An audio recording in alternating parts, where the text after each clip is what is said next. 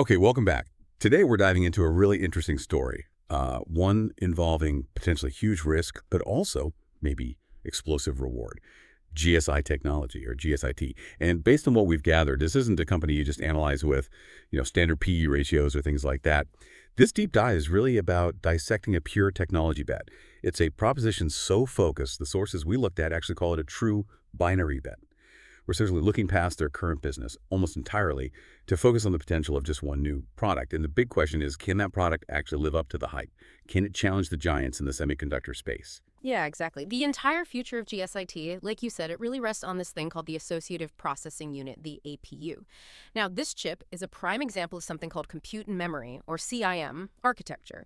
And if you've been following AI, especially generative AI, you know the big problem isn't always raw speed anymore. It's the absolutely massive energy consumption and the heat that comes with it. That's the core challenge the APU is designed to solve. And what really put this small company on the map recently, moved it from just theory to something tangible, was this independent, peer-reviewed validation of their first chip, the Gemini-I. Researchers at Cornell University published a study. That was the moment, really, when the market seemed to wake up and realize, okay, maybe this potential is actually real. Right. Okay, let's unpack that technical piece then, because you really need to grasp the inefficiency they're attacking here. Something called the memory wall. Think of it like this. Imagine a top chef, right? That's your CPU or your GPU. They need ingredients. But in the standard setup, the von Neumann architecture, the ingredients, the data are stored in a separate warehouse, the RAM, maybe down the street. So every single time the chef needs something, they have to stop cooking, run down the street, grab the data, run back, process it a bit, maybe run back again. All that running back and forth, that constant data shuffling between the processor and memory. That's the memory wall. And that's where most of the energy gets wasted in AI tasks and where latency creeps in. Exactly. And that's precisely why the APU is, well, potentially such a game changer. Compute and memory architecture basically says, okay, forget the separate warehouse. We're building the kitchen inside the warehouse. They integrate the processing elements directly into the memory array itself, in their case, specialized SRAM. So the computation, this massively parallel computation, happens right where the data already is. You basically eliminate most of that data movement that just kills efficiency in traditional chips. That's how they get those really dramatic drops in power consumption and latency. It makes the whole thing way, way more efficient. And this brings us to the stat that really jumped out from that Cornell study back in October 2025. They benchmarked this Gemini-I chip against a serious piece of hardware, an NVIDIA A6000 GPU. And they did it specifically on RAG tasks, retrieval augmented generation, which are super relevant for today's large language models. So the finding was, well, pretty astounding. Gemini delivered comparable performance, but used over 98% less energy. Yeah, over 98%. That's not just incremental improvement. And No, it's a different league entirely. So what does that actually unlock? I mean, 98% less energy? What kind of doors does that open? well, it immediately opens up totally new markets, new possibilities. If you can run complex AI like RAG models using that tiny amount of power, you're not tied to huge data centers with massive cooling systems anymore. Suddenly you can put sophisticated AI onto edge devices. Think autonomous drones, industrial robots, maybe processing data directly on satellites. Places where every single watt, every degree of heat is a major constraint. It pushes AI out of the data center and into the real world. And this technical proof, this validation, was very quickly followed by a really smart financial move. The company locked in a $50 million registered direct offering on October 21st, 2025. And the timing was key. They used the buzz, the higher stock price right after the Cornell news, to raise capital with less dilution than they might have otherwise faced. And for anyone tracking how institutional money moves, that deal itself is quite interesting. That $50 million came primarily from a single sophisticated investor, and they set the price at $10 per share using something called pre-funded warrants. Now, what that tells you is that this $10 price wasn't just random market noise, it was a calculated valuation floor, set by a professional group that did their homework and decided, okay, even with the risks, we're willing to bet on this company at this level. That's a significant data point. Okay, so we've got this undeniable technical proof of concept, huge energy savings, but let's not get carried away just yet. You called it a binary bet. What are the actual stakes here? Let's lay out the bull case first. Where does this efficiency advantage give them real market power? Okay, the bull case. It really centers on markets where the current big players like NVIDIA struggle because their chips are just too power hungry. We're talking about environments with really strict size, weight, and power constraints. SWaP, they call it. So yes, specialized edge AI like advanced robotics or maybe autonomous vehicles down the line. But their main initial focus, and it seems like a smart one, is the defense and aerospace sector. That place is incredibly demanding. Think about processing synthetic aperture radar, or SAR, data on a satellite in orbit, or guiding a drone that needs to stay up for a very long time. In those situations, energy efficiency isn't just a nice-to-have feature. It's fundamental to whether the mission can even happen.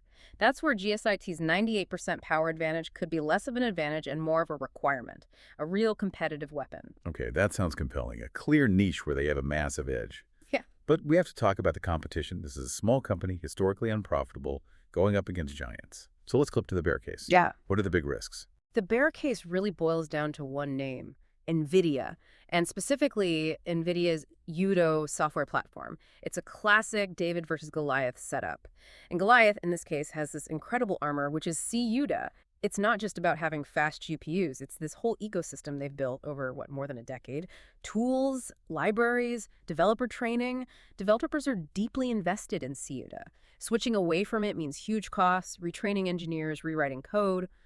It's a massive, massive hurdle. So even if the APU hardware is technically superior in performance per watt, that developer inertia, the switching cost, that's NVIDIA's moat. It's formidable. And on top of that, there's the scale risk, right? If this compute memory thing really works and starts getting traction, what stops the big players with their gigantic R&D budgets from just saying, okay, power efficiency matters now, and throwing resources at developing their own low-power solutions? They could potentially catch up or neutralize GSI's advantage before GSI gets big enough to build its own defensive moat. That's a very real threat. And then there's the valuation question. If you look at the stock today, the market seems to be pricing in a lot of future success already. The price to sales ratio is up around, 15.8 times, compared to maybe 5.3 times for the average US semiconductor company. That premium tells you investors are already treating the stock like that long-dated call option we mentioned. It implies huge expectations, which means if they stumble on execution, the downside could be pretty severe. Right.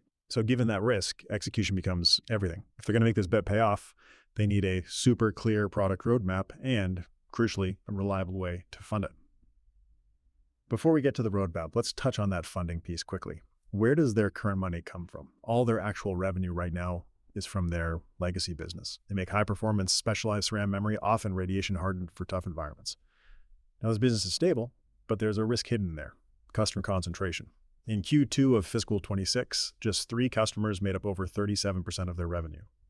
That means if anything happens to one of those big contracts, it could really hurt the cash flow needed to keep funding the APU development. Yeah, that fragility is exactly why that $50 million capital raise was so vital. It basically bought them time, a multi-year runway, hopefully insulating them a bit from any short-term bumps in the legacy business. Okay, so now let's look at how they plan to use that cash, the product roadmap. It's multi-generational. First, you had Gemini-I, that's the chip Cornell validated. It's now pretty much retired to being a proof of concept, something they use just to show potential customers, look, this technology actually works. Okay, so the real focus now is Gemini-II. That's the near-term commercial product. The expectation is that it'll be roughly 10 times faster, lower latency than Gemini-I. And management has been saying publicly that software development for Gemini-II is actually ahead of schedule. That's a really important point given the CUT moat we talked about.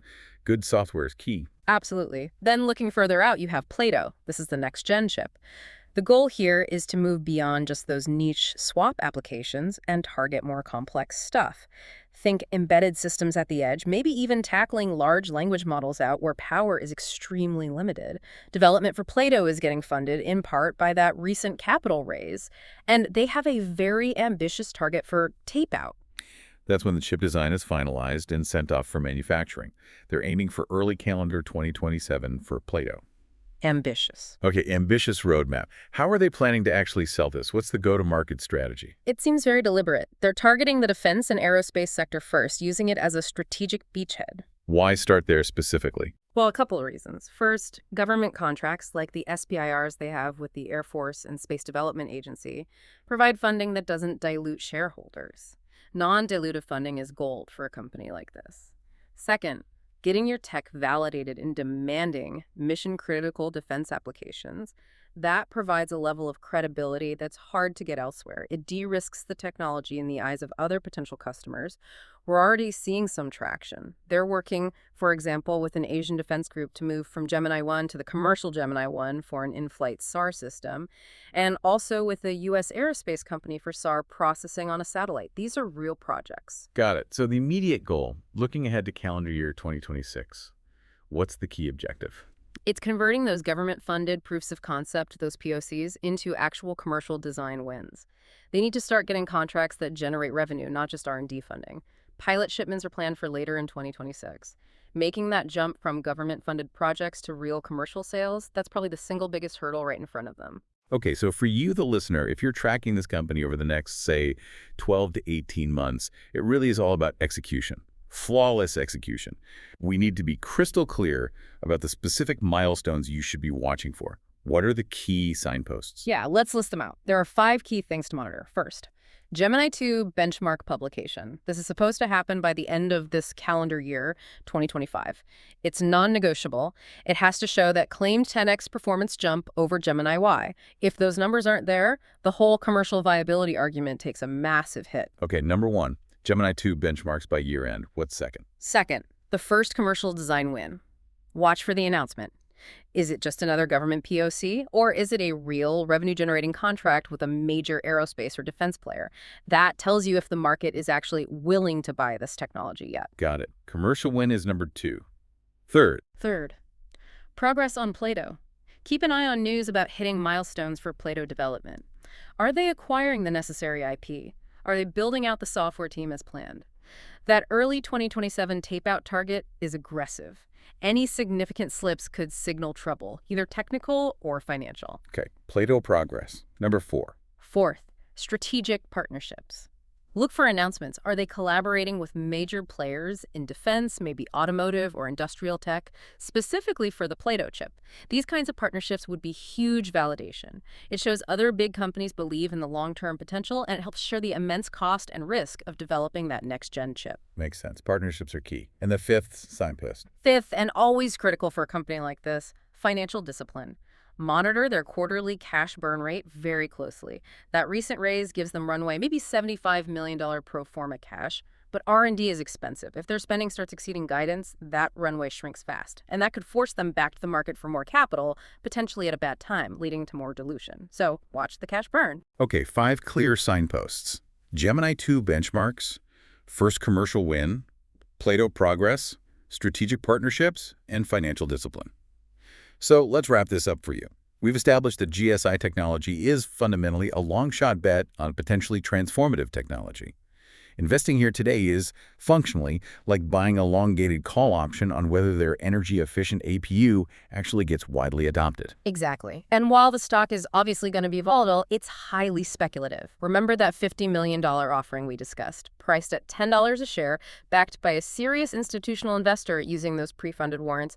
That gives you a tangible, researched valuation anchor. It's not just random market noise, it's a data point, a third-party assessment you can use when you're thinking about the future risk versus reward here. Absolutely.